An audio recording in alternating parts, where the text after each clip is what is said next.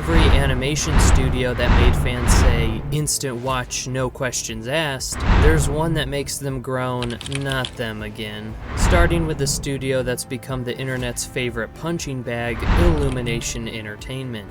Illumination has one business strategy: make it cheap, make it colorful, and make it profitable.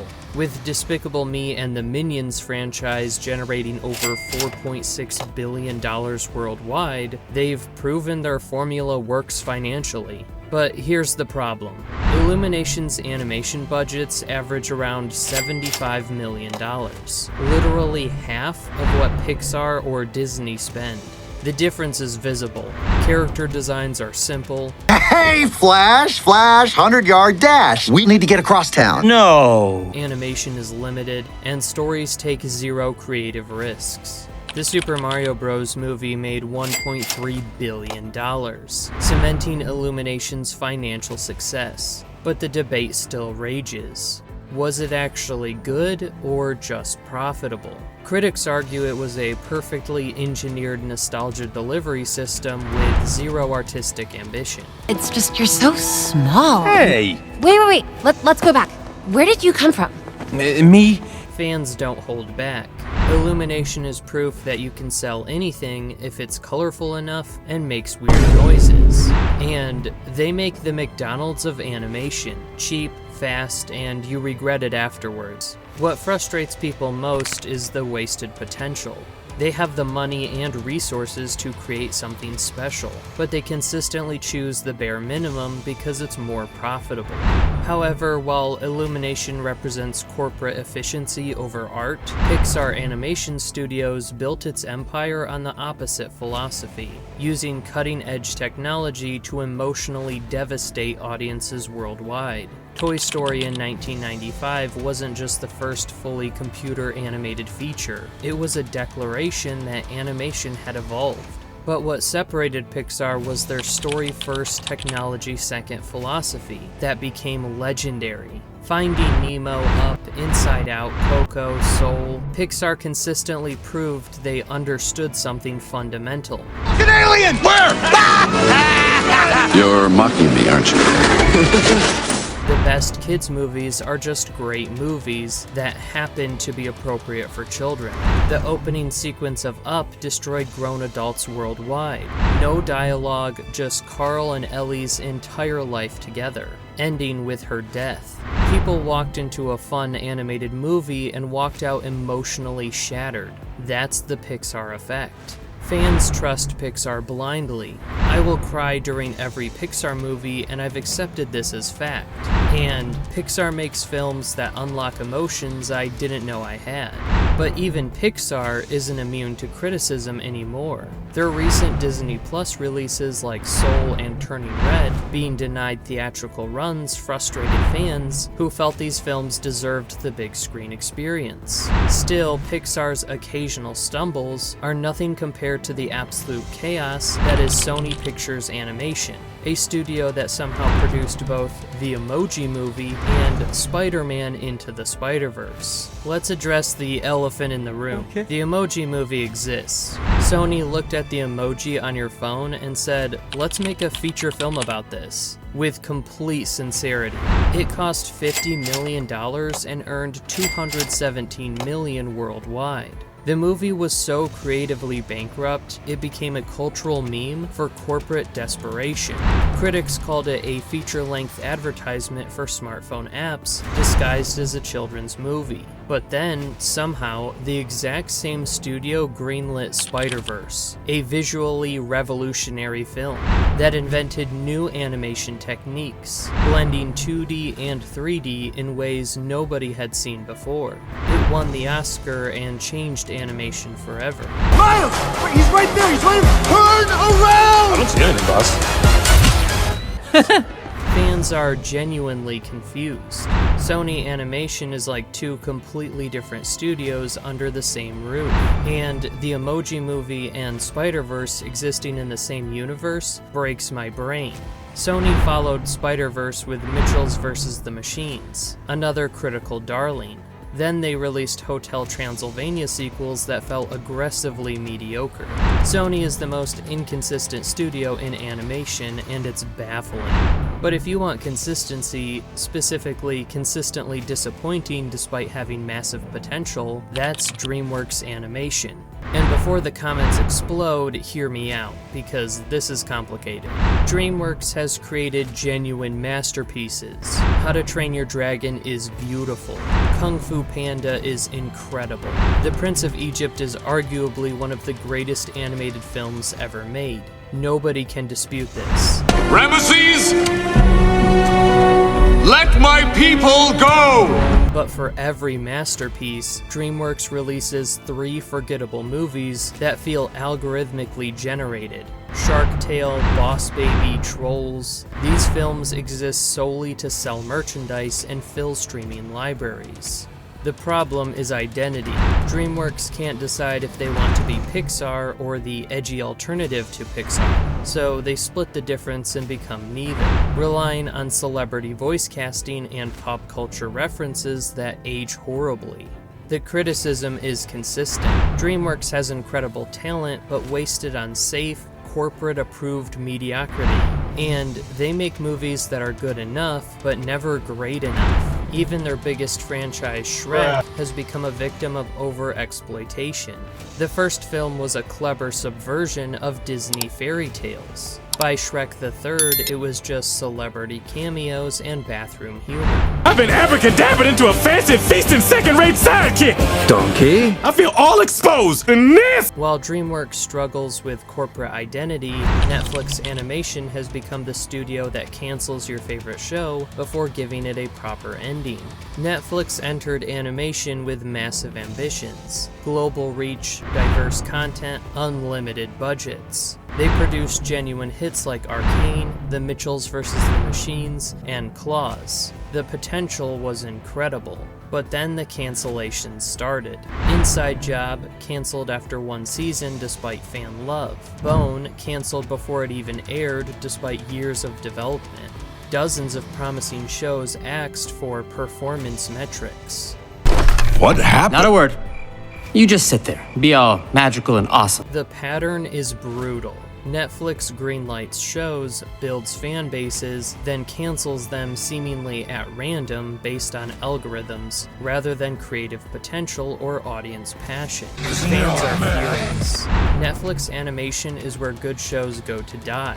And why get invested in a Netflix cartoon when it'll be canceled in 2 seasons regardless of quality? The HBO Max cancellations for tax write-offs made it even worse. Completed films like Coyote vs. Acme shelved permanently. Studios treat animation as disposable content rather than art. However, while streaming platforms destroy shows, Cartoon Network studios spent decades building a legacy of taking creative risks and launching careers, before corporate decisions nearly killed them too. Cartoon Network Studios gave us Adventure Time, Regular Show, Steven Universe, The Amazing World of Gumball, Samurai Jack, shows that pushed boundaries and trusted audiences to handle complex themes. I remember! I think we're in a glitch and time didn't reset. We gotta get back to help Pops! I know how we can do it. What made Cartoon Network special was their willingness to let creators have their vision. Rebecca Sugar explored LGBTQ+ themes in Steven Universe. Adventure Time tackled existentialism and mental health. Regular Show was beautifully weird. These weren't safe, focus-grouped shows. They were personal, sometimes messy, always passionate projects that resonated because they felt authentic. But then Warner Bros. Discovery happened. Mass layoffs, cancellations, and a shift away from original content toward reality TV. The studio that nurtured creativity became another corporate casualty. Fans mourned. Cartoon Network Studios built my childhood, and Warner Bros. Destroyed it for tax breaks. And they took the most creative animation studio and gutted it for streaming strategy. Speaking of studios that nurtured creativity before being destroyed, Blue Sky Studios represents one of animation's saddest stories. Blue Sky opened strong with Ice Age in 2002. Scrat the saber-toothed squirrel became iconic. The movie was funny, heartfelt, and commercially successful. They had captured lightning in a bottle. I've eaten things that didn't complain this much. You won't stop squirming! You're holding it wrong. Watch its head! Just put it down! Then they made Ice Age 2, then Ice Age 3, then Ice Age 4, then Ice Age 5. Each sequel more desperate than the last, watching a franchise slowly suffocate under its own weight. Films like Epic and Spies in Disguise came and went without leaving a mark.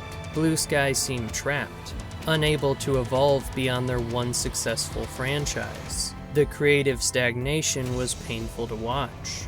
When Disney acquired Fox and shut down Blue Sky in 2021, the reaction was sympathy mixed with inevitability. Blue Sky deserved better, but they stopped innovating years ago. And Ice Age was great until it became the franchise that wouldn't die.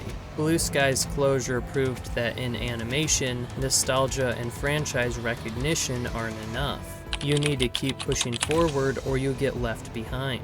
But pushing forward is exactly what Laika Studios does, even when it's financially devastating. This stop-motion animation house refuses to take the easy path. Coraline, Paranorman, Kubo and the Two Strings, Missing Link. Every Laika film represents thousands of hours of painstaking stop-motion work.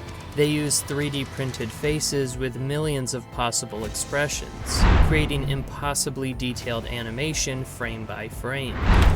What'd the boss say? Don't even think about going out, Coraline Jones! Stop motion is the most labor-intensive form of animation. A single second of footage can take an entire day to shoot. Laika does this willingly, creating films that are technical marvels and artistic achievements. But here's the tragedy. Laika films consistently underperform at the box office. They're too dark and complex for young kids, too kiddie for adults. They fall into a commercial dead zone, despite being critically acclaimed. The respect is immense. Laika makes films for the culture, not the cash. And every Laika movie is proof that some artists care more about legacy than profit. Laika survives because founder Travis Knight is independently wealthy and funds the studio out of passion. That's both inspiring and depressing. True artistic animation apparently can't sustain itself commercially. Speaking of depressing, let's discuss the predatory content farms that have turned YouTube into an animation wasteland. Studios like CoComelon that engineer addiction instead of entertainment. CoComelon isn't a traditional animation studio. It's a content generation machine owned by Moonbug Entertainment that pumps out hypnotic, repetitive videos specifically designed to maximize toddler watch time. The animation is cheap. Songs are aggressively repetitive. Through the town, the doors on the bus go open.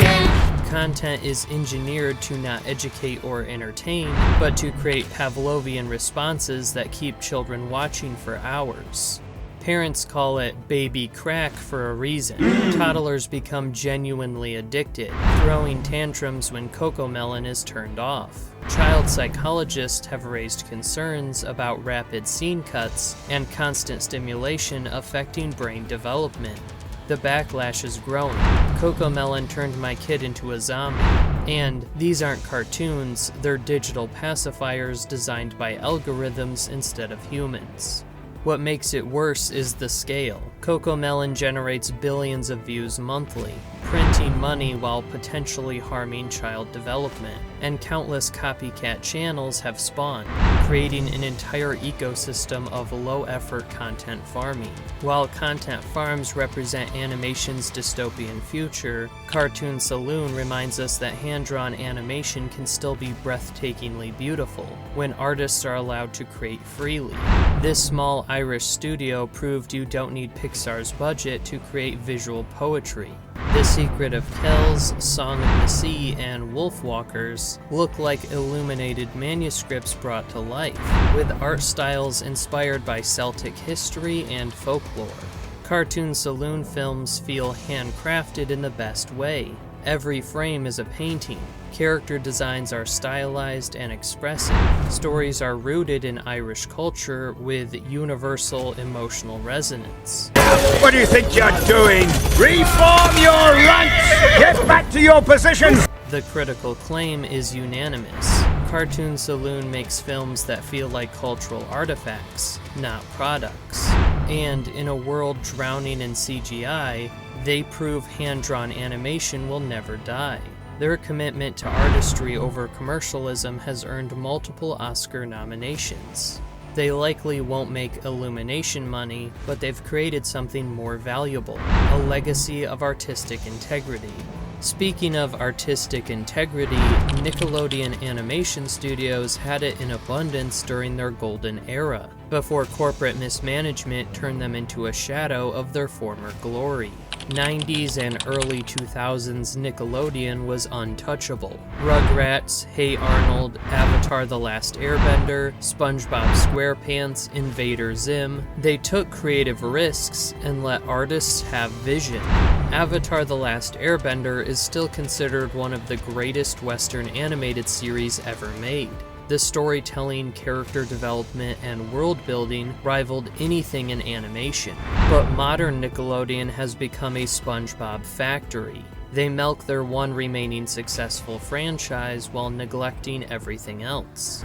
New shows get minimal promotion and quick cancellations. The Loud House became their only post-2010 success, but even that feels like an exception. Lana! Heel! Very good. Now shake. Nickelodeon stopped taking risks, stopped trusting creators, and became creatively bankrupt. Fans lament the loss. Old Nickelodeon was peak animation. New Nickelodeon is just SpongeBob reruns. And they had Avatar, Danny Phantom, and Invader Zim, and somehow fumbled the bag. While Nickelodeon fumbled their legacy, Disney Animation Studios has spent decades juggling theirs, creating masterpieces while simultaneously making decisions that infuriate fans. Disney literally invented feature-length animation with Snow White in 1937. They pioneered every major animation technique for decades. The Lion King, Beauty and the Beast, Aladdin, Frozen, and Encanto, these films defined generations. The Disney Renaissance of the 90s saved animation as an industry. Pixar wouldn't exist without Disney's groundwork. Their cultural impact is undeniable and unprecedented. But modern Disney has become complicated. They're simultaneously creating original hits like Moana and Encanto, while strip mining their back catalog for live-action remakes nobody asked for. The live-action remake strategy particularly frustrates fans. Instead of creating new magic, Disney keeps remaking their animated classics in realistic CGI that strips away everything that made animation magical. Fans are conflicted. I love Disney movies, but hate what Disney has become as a corporation. And they're sitting on the greatest animation library ever created and using it to make soulless remakes. Disney's market dominance is also concerning. They own Pixar, Marvel, Star Wars, and through Fox, they owned former competitor Blue Sky. My old Viking helmet, and this was my sorcerer's cloak.